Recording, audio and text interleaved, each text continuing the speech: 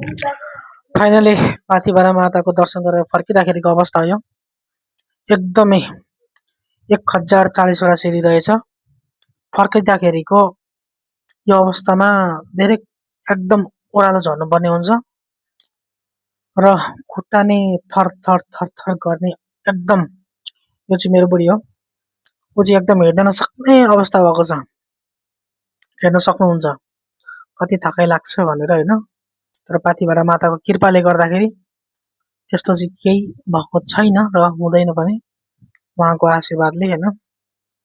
हेर्न सक्नुहुन्छ अझै पर तल झर्नुपर्ने हुन्छ, धेरै मुनि छ, अलिक ओह्रालो छ।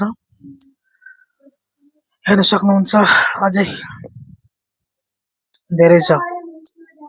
त्यसै गरी मेरो बुढीको अवस्था यस्तो छ।